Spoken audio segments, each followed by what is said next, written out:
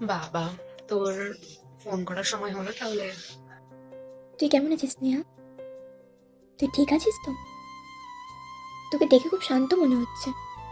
হুম, ভালো তো আছি। ভালো তো থাকতেই হবে, তাই না? তুই কেমন আছিস বল? হুম। তোর এই নতুন ফিলোসফিটা আমার দারুণ লাগছে।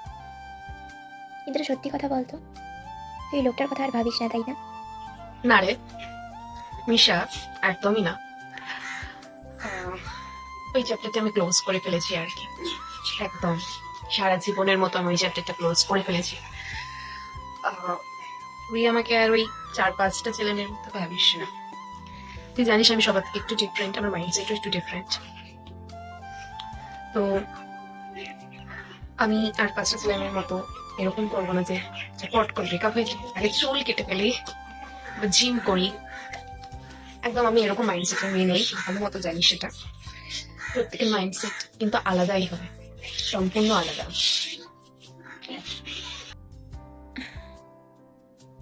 সবই বুঝতে পারছি রে। তোর ওপর দিয়ে কি গেছে সেটা তো আমি জানি। তবে শোন, তুই এবার একটু নিজেকে পরিবর্তন কর। তোর এবার একটু পরিবর্তনের দরকার, যাকে আমাদের জেনজি ভাষায় গ্লো আপ বলে। আই থিঙ্ক তোর এটা দরকার এবার। অন্যরকম ভাবে কর, কিন্তু কর। একটু নিজেকে সময় দে। আচ্ছা শোন, অবশ্যই গোলাপ গ্লো আপ অবশ্যই আমি করবো, বাট একটা কথা জানিস তো, প্রত্যেকের চিন্তাধারা অনেক রকম। তোকে আমি আগেও বললাম, এই মাত্রই বললাম। আমি আর 5টা ছেলে মেয়ের মতো নই, ঠিক আছে? আমি আর 5টা ছেলে মেয়ের মতো নই যে মা বাবার পয়সা ধ্বংস করে জিম করবো বা অন্য কিছুই যাই করে না কেন। দেখ, আমি আমার লুকস নিয়ে একদম ইনসিকিউর নই, এক ফোঁটা নই। আমি জানি আমি কিরকম। সো আমি প্রচন্ড হ্যাপি আমার লুকস নিয়ে। তো আমার আলাদা করে ইচ্ছে নেই জিম করার বা চুলটা কেটে দেওয়ার, একদমই না। যারা ওগুলো করে আমার মতে তারা অভিনয়ই করে এক প্রকার। অনেকে দুঃখেতেও করে, অনেকে নিজেকে ওটা প্যাশন হিসেবে ইউজ করে, আর অনেকে শো অফ করার জন্য, অভিনয় করার জন্য যে দেখো আমি অনেক হ্যাপি আছি তোমাকে ছাড়া, এইটা প্রুফ করার জন্য অনেকেই এসব করে থাকে। সো আমি জানি আমি একটু অন্যরকম, আমার মাইন্ডসেটটা অন্যরকম। দ্যাটস রিজন আমি আমাকে প্রচন্ড ভালোবাসি এখনো পর্যন্ত। তুই ঠিক বলেছিস। তোর মধ্যে এত অনেস্টি, এত পিওরিটির জন্যই না আজকে ওই ছেলেটা তোর সাথে থাকতে পারিনি। তোকে তার টক্সিক মনে হয়েছিল, রাইট? একটা কথা শুনতে খারাপ হলেও বাস্তবে সত্যি, কি জানিস তো? কুকুরের পেটে কখনো ঘি ভাত সহ্য হয় না, জানিস তো? আই থিঙ্ক এটাই হয়েছে। একটা কথা জানিস তো ভাই, আমি কেন সবাইকে নিজের থেকে ডিফারেন্ট মনে করি? আজকালকার জেনারেশনে এসে সবাই রিভেঞ্জ আর কর্মা এই দুটোকে প্রচন্ড বিলিভ করে আফটার ব্রেকআপ।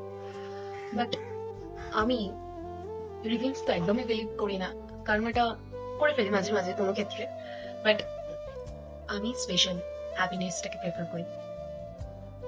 যদি আমি নিজেকে হ্যাপি রাখতে পারি না, সমস্ত রকম গ্লো আপ চলে আসবে একা একাই। আমার রূপচর্চাও করতে হবে না বা কিছু এক্সট্রা কিছুই করতে হবে না। সেটাই লাইফে হ্যাপিনেসটাই ম্যাটার করে, আর কিছু না। আমি যত তোকে দেখছি, যত তোর কথা শুনছি, আমি প্রাউড ফিল করছি একটা মেয়ে হিসেবে তোর উপর, যে আজকালকার শো অফের যুগে তুই নিজেকে নিজে এইভাবে আইসোলেট করেও মুভ অন করেছিস।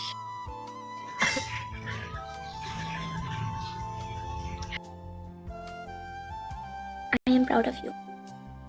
As a girl, I am proud of you. তবে জানিস তো, তুই যেরকম মানুষ, তুই যেরকম ধরনের চিন্তাভাবনা নিজের মনের মধ্যে রাখিস, তোর জন্য খুব ভালোটাই অপেক্ষা করছে। এমন সময় এমনভাবে সেই মানুষটা তোর লাইফে আসবে যখন হয়তো তুই বুঝতেও পারবি না, কিন্তু তোর লাইফে অনেক ভালো কিছু তুই রিজার্ভ করিস। এটাকে একটা লেসন হিসেবে তুই তোর লাইফে ধরে নে। আরও তুই শক্ত হয়ে গেলি, স্ট্রং গার্ল হিসেবে এই সমাজে। একটা কথা বলি ভাই, আমার আর কোনো কিছুর প্রতি এখন আর ইন্টারেস্ট আসছে না। আবার নতুন করে সব আমার এখন হয়তো ইচ্ছে করছে না, আমি ভবিষ্যতের কথা জানি না, বাট এই মুহূর্তে আমার আবার নতুন করে এফোর্টস করার পিছনে দেওয়া বা সেম ভাবে কাউকে একটা ট্রাস্ট করা আমার কাছে একদমই পসিবল না এটা। সো আমি এখন ওইসব ভাবছি না। আমি এতটুকু জানি আমি এখন যে পথে হাঁটছি একদম পারফেক্ট আমার জন্য, সেটা নিজের লাইফ বেস্ট করার দিকে আমি হাঁটছি। তো আমি এখন ওসব ভাবছি না কি আমার লাইফে আসবে না আসবে, যার আসা সে এমনি চলে আসবে। আমি এটা এখন ট্রাস্ট করি।